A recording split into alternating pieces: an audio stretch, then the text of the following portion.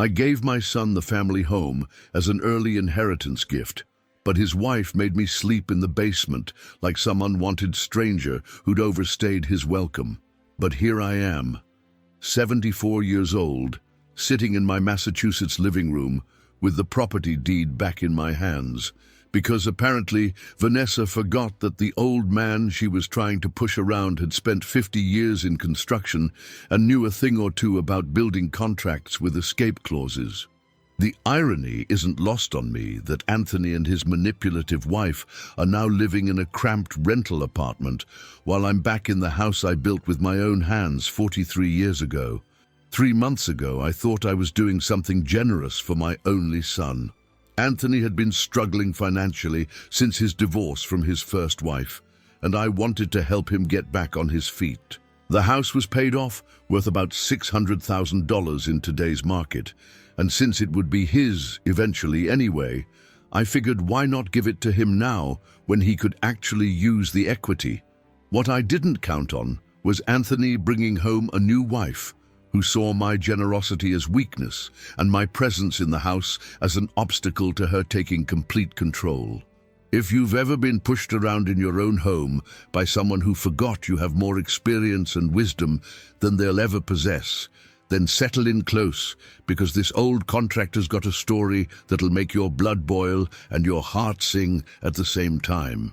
What Vanessa didn't realize is that when you've spent 5 decades building houses for other people, you learn to protect yourself with more than just good intentions and family loyalty. You learn to read the fine print, plan for contingencies, and always keep an ace up your sleeve. The day I signed over the deed to Anthony, I felt proud watching my son's face light up as he realized he was now the owner of a beautiful colonial home in one of Massachusetts' nicest neighborhoods. "Dad," he said, wrapping me in a hug, "I can't believe you're doing this for me. This house means everything to our family." I thought I was securing his future while still having a comfortable place to live out my remaining years. The agreement was simple. I'd transfer ownership to him, he'd handle the property taxes and maintenance, and I'd continue living in the house until I died or decided to move to assisted living. For exactly 6 weeks, everything worked perfectly. Anthony and I fell into a comfortable routine of shared meals, weekend projects around the house, and quiet evenings watching baseball games in the living room Rosa and I had furnished with such care over the decades. Then Anthony met Vanessa at some online dating site, and within 2 months she'd moved in and begun treating my home like her personal kingdom and me like an unwelcome tenant who didn't pay rent. If you believe that people who try to take advantage of elderly family members should face consequences, go ahead and subscribe, because I've got more stories about turning the tables on ungrateful relatives than you might expect. And if you want to know what happens when a manipulative woman tries to outsmart a man who's been reading contracts since before she was born, well, you're about to find out that experience and preparation beat youth and greed every single time. Anthony wasn't always weak-willed, and that's what made watching him cave to Vanessa's demands so heartbreaking. I remember when that boy was 10 years old, standing up to neighborhood bullies who were picking on smaller kids, coming home with a black eye, but refusing to back down from what was right. Rosa would patch him up while lecturing him about picking his battles, but I could see the pride in her eyes. "That's our boy," she'd whisper to me later. "He's got backbone." For 36 years, I watched Anthony grow into a man who seemed to have inherited the best of both his parents, Rosa's compassion and my determination. When Anthony married his first wife, Linda, I walked him down the aisle with my chest puffed out with pride. He'd built a good life for himself as a middle school teacher, bought a modest house in the next town over, and seemed genuinely happy helping kids learn science, while Linda worked as a nurse. They'd visit Rosa and me every Sunday for dinner, and Anthony would spend hours in my workshop learning carpentry techniques, asking thoughtful questions about measurements and joinery. "Someday I want to build furniture for my kids," he'd say, running his hands over the oak table he was helping me sand. "I want them to have things that last, things made with love." Even after Rosa died 5 years ago, Anthony remained my closest companion and strongest support. He helped me navigate the funeral arrangements, spent countless evenings just sitting with me while I grieved, and never once made me feel like caring for his aging father was a burden. When I had that minor heart episode 2 years ago, Anthony was at the hospital within an hour, holding my hand and promising he'd always be there for me. "Dad," he said that night, "you took care of me my whole life. Now it's my turn to take care of you." The divorce hit Anthony hard, harder than I'd expected. Linda had decided she wanted a different life, and within 6 months she'd moved to California with some tech executive she'd met online. Anthony was devastated, not just by the betrayal, but by the financial burden of buying out her half of their house on a teacher's salary. That's when I started thinking about transferring the family home to him, not just to help with his money problems, but to give him something stable to rebuild his life around. Looking back, I think Anthony's vulnerability after the divorce made him an easy target for someone like Vanessa. When you're 46 years old and feeling like a failure because your marriage fell apart, a younger woman who pays attention to you can make you forget your better judgment. Vanessa knew exactly what buttons to push, exactly how to make Anthony feel desired and important, while slowly isolating him from anyone who might question her motives. The son I'd raised to stand up to bullies had somehow forgotten how to recognize when he was being manipulated by one. The first red flag should have been how quickly Vanessa moved into my house after meeting Anthony. They'd been dating for exactly 3 weeks when she showed up with 2 suitcases and a smile that didn't quite reach her eyes, explaining that her lease had unexpectedly ended and she needed a place to stay just temporarily. Now, Anthony looked uncomfortable when he asked if she could use the guest room for a few weeks, but I could see he was smitten with this woman who seemed to hang on his every word and laugh at all his jokes. Within days, Vanessa had begun making subtle changes to routines Rosa and I had established over 40 years of marriage. She'd rearranged the kitchen cabinets while I was out, claiming she was just trying to make things more organized.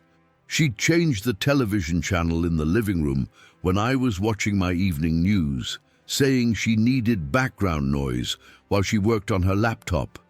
Small things, but each one felt like a tiny invasion, a quiet assertion that my preferences mattered less than hers in what was supposed to still be my home. The real problem started when Vanessa began holding whispered conversations with Anthony about family dynamics and healthy boundaries. And I'd catch fragments of these discussions, words like enabling and codependency and establishing independence, always followed by long looks in my direction. Anthony, who had never seemed bothered by sharing meals or watching television with his father, suddenly became distant and formal around me, like he was reconsidering whether our easy companionship was somehow unhealthy. Then came the family meeting that Vanessa orchestrated 2 months after moving in. She sat Anthony and me down at the kitchen table with a notepad and pen, like she was chairing a board meeting instead of discussing how 3 adults could coexist peacefully in a large house. "I think we need to establish some ground rules," she announced, "so everyone knows what to expect and we can avoid any conflicts going forward." Nididi. The rules were entirely about what I could and couldn't do in the house I'd lived in for 4 decades, what hours I could use the kitchen, which television I was allowed to watch, where I could receive guests. When I pointed out that this seemed unnecessarily complicated for people who were supposed to be family, Vanessa's mask slipped for just a moment. "William," she said with barely concealed irritation, "Anthony and I are trying to build a life together, and that requires some adjustments from everyone. I'm sure you can understand that newlyweds need their space." Newlyweds. They'd gotten married at City Hall the week before without even telling me, and I'd found out when I saw Vanessa's new ring and asked about it. That's when I realized this wasn't about establishing healthy boundaries. It was about pushing me out of my own home so completely that I'd eventually just leave voluntarily. The breaking point came on a cold February evening when I returned from my weekly dinner with my old construction crew to find my bedroom door locked and my belongings stacked in boxes in the hallway. Vanessa was waiting for me at the top of the stairs, arms crossed, wearing an expression that mixed fake sympathy with barely concealed triumph. "William," she said in the tone you'd use with a confused child, "Anthony and I have been talking, and we've decided that the master bedroom would work better as our suite. We've set up a really comfortable space for you downstairs." The comfortable space she was referring to was the basement. Not a finished basement with proper heating and windows, but the actual basement where I stored Christmas decorations and old paint cans. They'd moved a twin bed down there, along with a small dresser and a space heater that looked like it had been purchased at a garage sale. The concrete walls were still bare, the floor was cold linoleum over concrete, and the only natural light came from two small windows that were half blocked by snow. "This is temporary," Anthony said when I confronted him, but he wouldn't meet my eyes. "Just until we can figure out a better long-term arrangement. Vanessa's pregnant, and we're going to need the space for the nursery." Pregnant. 3 months into their relationship, and suddenly my 43-year house wasn't big enough for all of us. When I pointed out that there were 3 other bedrooms upstairs that could serve as a nursery, Vanessa jumped in with an explanation about optimal room layouts and creating the right energy flow for the baby. That first night in the basement, lying on a mattress that felt like it was stuffed with rocks, listening to the furnace cycle on and off just feet from my head, I stared at the ceiling and wondered how I'd gotten to this point. I'd given my son a $600,000 house out of love and generosity, and in return, I was being treated like an unwanted boarder who should be grateful for any accommodation at all. The space heater rattled and hummed all night, barely keeping the temperature above 60 degrees, while upstairs, Vanessa and Anthony slept in the king-size bed Rosa and I had shared for 25 years. The next morning, when I mentioned that the basement was too cold and asked if we could discuss other arrangements, Vanessa's response was swift and brutal. "William, Anthony owns this house now, and we're being very generous letting you stay here at all. A lot of families would have put someone your age in a nursing home by now." The casual cruelty of that statement, delivered while she sat at my kitchen table, eating cereal from bowls Rosa and I had received as wedding gifts, crystallized something important for me. I'd been thinking about this situation all wrong. I'd been acting like a guest asking for accommodations when I should have been thinking like the contractor who built this house and the man who had been smart enough to protect himself legally. That afternoon, while Vanessa was out shopping and Anthony was at work, I made a phone call that would change everything. Sometimes the best revenge is simply reminding people that you're smarter than they assumed you were. Living in that basement for 3 weeks was like being buried alive in my own home. Every morning, I'd wake up to the sound of Vanessa's heels clicking across the hardwood floors I'd installed with my own hands, hear her moving freely through rooms I'd designed and built, while I was relegated to a concrete box that smelled like mothballs and heating oil. The humiliation wasn't just about the physical discomfort, though sleeping on that thin mattress was wreaking havoc on my 74-year-old back. It was about being made invisible in the house where Rosa and I had planned to grow old together. Vanessa had established new rules that effectively banned me from the main living areas during what she called family time. I wasn't allowed in the kitchen during meal preparation or dinner, couldn't watch television in the living room after 7 p.m. and was expected to use the basement entrance so I wouldn't disturb them when coming and going. When my old friend Marcus came by to check on me, Vanessa met him at the front door and explained that I was resting and couldn't have visitors without advance notice. Marcus later told me he'd never seen anything like it. A grown man's son allowing his father to be treated like an unwelcome relative at a family reunion. The worst part was watching Anthony pretend this was all normal. My son, who used to seek my advice on everything from home repairs to life decisions, now avoided eye contact when we passed each other in the hallway. When I tried to talk to him about the basement situation, he'd mumble something about temporary arrangements and working things out before hurrying away, like he was afraid Vanessa might catch him showing his father basic human decency. The man I'd raised to stand up for what was right had become a stranger who was willing to let his pregnant wife abuse his elderly father rather than risk conflict in his marriage. During those long, cold nights in the basement, I had plenty of time to think about the legal documents I'd signed when transferring the house to Anthony. Most people would have made that transfer simple and straightforward, but 40 years in construction had taught me to always include protection clauses in any contract. The deed transfer included something called a life estate with reversion clause, language my attorney Martinez had insisted on including despite my initial resistance. At the time, it seemed like unnecessary complication for a generous gift to my son. But as I lay there listening to Vanessa's voice drift down through the heating vents, discussing with Anthony how they might encourage me to consider senior living options, I realized that Martinez had been smarter than both of us had known. The reversion clause meant that if certain conditions weren't met, including my right to quiet enjoyment of the property, ownership would automatically revert back to me. All it would take was one phone call to activate that clause and remind my son and his wife that generosity doesn't mean surrendering your dignity. On my 21st night in that basement, I finally made that call. The phone conversation with attorney Martinez lasted exactly 12 minutes and changed everything. "William," he said after I explained my situation, "what they're doing isn't just disrespectful, it's legally grounds for activating the reversion clause we built into that deed transfer. The quiet enjoyment provision specifically protects you from being forced into inadequate living conditions within the property.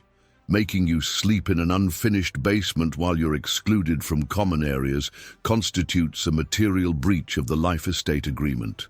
And within 48 hours, Martinez had filed the necessary paperwork with the county clerk's office, and the house was legally mine again. The beauty of the reversion clause was that it didn't require Anthony's consent or cooperation. Once the breach was documented, ownership automatically transferred back to the original grantor. By Thursday afternoon, I had a new deed in my name, and a sheriff's notice that would be served to Anthony and Vanessa, giving them 30 days to vacate the premises. The look on Vanessa's face when Deputy Rodriguez handed her the eviction notice was worth every uncomfortable night I'd spent in that basement. She stood in the doorway of what she'd thought was her house, reading the legal document that explained she was now living on my property without permission. And for the first time since I'd met her, she was completely speechless. When she finally found her voice, it was to scream for Anthony to do something about this and demand to know how I could steal their house. Anthony's reaction was more painful to watch. When he read the paperwork and realized what had happened, he looked at me with a mixture of shock, betrayal, and something that might have been respect. "Dad," he said quietly, "I had no idea about the reversion clause. Martinez never explained." But then Vanessa was in his ear, hissing about lawyers and legal challenges and how they couldn't let me get away with this. And I watched my son's backbone dissolve again in real time. The best part was explaining to Vanessa exactly what the legal documents meant. "You see," I told her while she stood in my living room surrounded by boxes she was frantically packing, "when you force an elderly person to live in substandard conditions while excluding them from their own home, that's called elder abuse. And when you do it to someone who was smart enough to protect himself legally, that's called a learning experience." Her threats to fight this in court were particularly amusing, considering she had no legal standing to challenge a property transfer that had been executed properly according to the original contract terms. Martinez had also included a clause preventing them from claiming any equity in improvements they'd made to the property, not that they'd made any, and requiring them to leave the house in the same condition they'd found it. Watching Vanessa scrub the kitchen she thought she owned while Anthony quietly packed his belongings was deeply satisfying, but not as satisfying as reclaiming the master bedroom where Rosa and I had shared so many happy years. 3 months later, I'm sitting in my living room, watching the evening news in the chair Rosa picked out 15 years ago. Surrounded by the family photos Vanessa had tried to relocate to make space for their things. Anthony and Vanessa are living in a 2-bedroom apartment across town, and from what I hear through the neighborhood grapevine, their marriage is struggling under the financial pressure of paying rent they can't afford, and the reality that Vanessa's pregnancy wasn't the meal ticket she'd thought it would be. The hardest part of this whole situation isn't the betrayal or the discomfort I endured. It's the relationship with my son that may never fully recover. Anthony calls occasionally, usually when Vanessa isn't around, and we have awkward conversations where he apologizes without really taking responsibility, and I try to explain that I didn't do this to hurt him. I did it to protect myself. The man I raised to stand up for what's right learned a painful lesson about what happens when you let someone else's manipulation override your own moral compass. What Anthony never understood is that I didn't transfer the house to him because I was ready to give up control of my life. I did it because I loved him and wanted to help him succeed. But love without respect is just enabling, and respect without boundaries is just wishful thinking. When Vanessa decided to treat me like an unwelcome burden in my own home, she forced me to choose between my dignity and my son's convenience. I chose dignity, and I'd make the same choice again. The house feels different now, quieter but more peaceful. I've converted Anthony's old bedroom into a workshop where I build small furniture pieces for the local senior center, and I've started hosting weekly card games for my old construction crew in the dining room Vanessa had declared off limits to me. Mrs. Chen next door stops by with soup and gossip, and my life has settled into a comfortable routine that doesn't include walking on eggshells around someone who saw my generosity as weakness. I keep the legal documents from the reversion in the same folder where I store Rosa's will and my important insurance papers. A reminder that protecting yourself doesn't mean you stop being generous. It means you're smart about how and when you show that generosity. The next time someone assumes that age equals gullibility, they'll discover that 74 years of life experience includes learning how to read contracts, plan for contingencies, and always keep an ace up your sleeve. If this story resonates with you, if you've ever been taken advantage of by someone who forgot you were smarter than you looked, leave me a comment below. Your experience matters, and sharing it might help someone else find the courage to protect themselves before it's too late. Subscribe if you believe that wisdom and preparation can beat youth and manipulation every single time, and that sometimes the best way to teach respect is to show people the consequences of not showing it.